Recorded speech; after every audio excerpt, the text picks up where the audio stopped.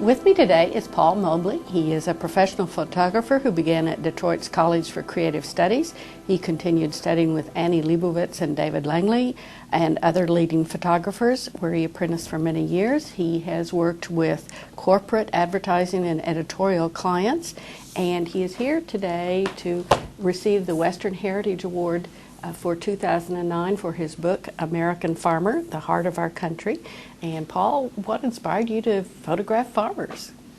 You know, BJ, I took the summer off. I had had a long run of very, very busy advertising work, and I needed a break. And where I go when I'm not in New York City is to my little cabin that we've had for many, many years in northern Michigan.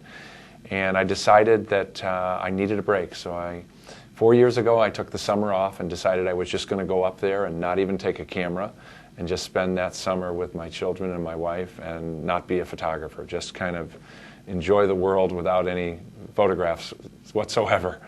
And I got up there, and one of my normal rituals when I lived, you know, when I spent the summer up there was to go up to a coffee shop that is a little teeny coffee shop in town.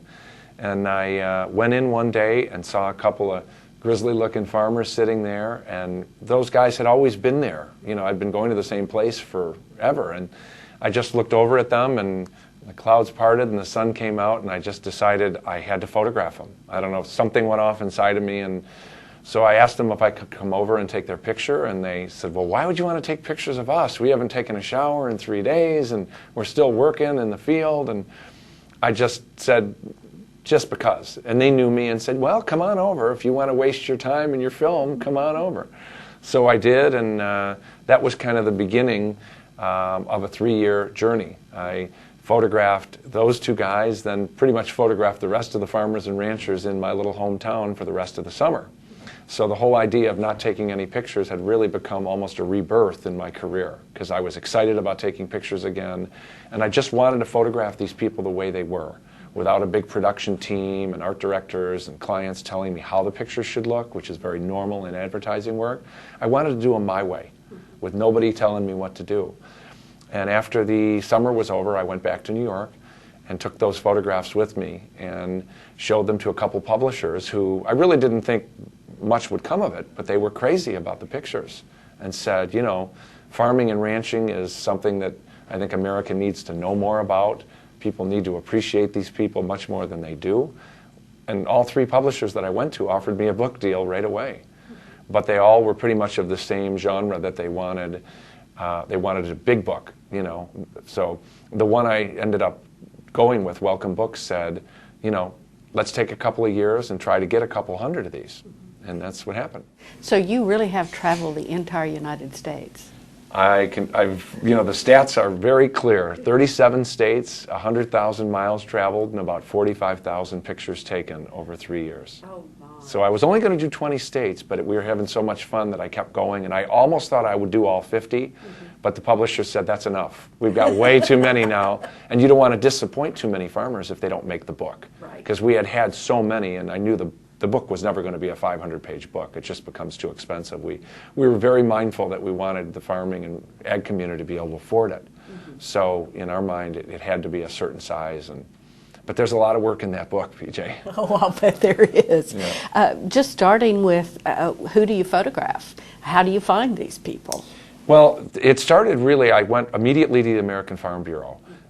There was a gentleman there, Don Lipton, who was very, very, at first he had said, look, you know, Paul, we get a lot of calls from photographers who want, you know, to take pictures, but I'll take a look at the work. And once he saw the work, he really liked it and said, yeah, we'd love to help you. We think it'd be great that you're doing a documentary on our people.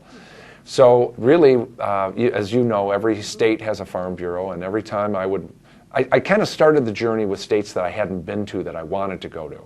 So I'd pick those states, and then all of a sudden, if I'm in Montana, I may as well go to Wyoming. And every time I would go to a state, Don would give me, the Farm Bureau would give me the name of the state representative, who pretty much knew all the farmers in that state and ranchers. And, you know, it just was a nice, how long do you want to stay in each state? How many days do you want to be? And we tried to cover as much ground as we could, you know, in each state.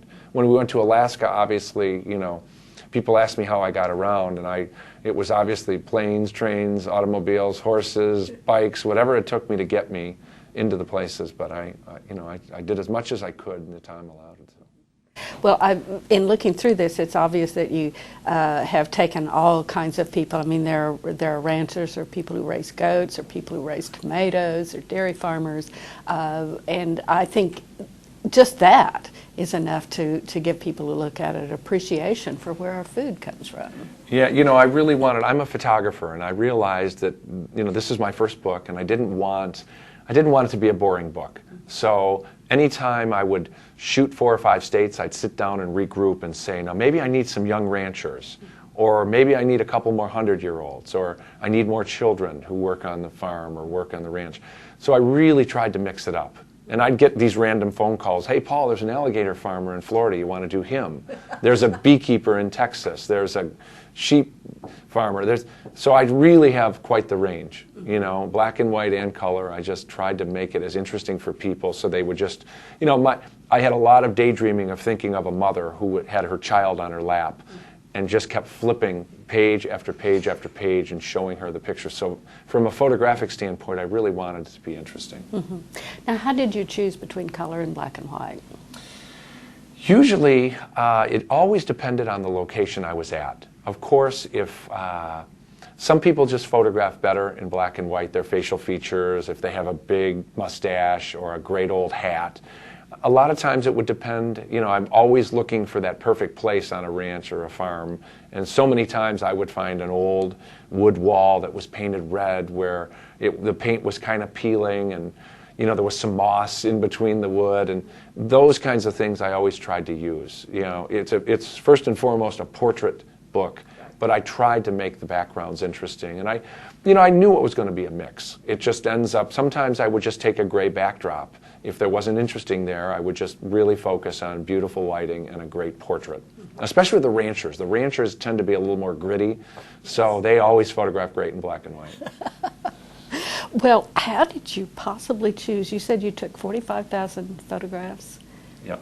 And not all of them are in here, obviously. Obviously, yeah. How long did that take you to edit it down? Well, we did it in phases. I would do 10 states, and then I'd sit down with Greg, my designer, who was at Welcome Books, and Greg and I would go through just hundreds and hundreds of photographs. But what I find, especially with my work now, is you'll look and look and look, and you almost immediately know that's the picture. Like I photographed the cover many times without the rooster, and as soon as he picked up the rooster, we knew, the light was good. We put him in front of a red wall instead of a brown wall. So, I've been doing this 20 years, and as you perfect your craft, you learn how to edit photographs, and you start to really realize the ones that you feel best express what you want to say. Mm-hmm. Well, I think you said something anybody could enjoy reading and looking at. So I want to thank you very much for being with us. Anytime. I'm glad to be here. Thank you. Yep. Paul Mobley has been here talking about American Farmer. You can find it at your library and your favorite bookstore, and it is the Western Heritage Award winner for 2009.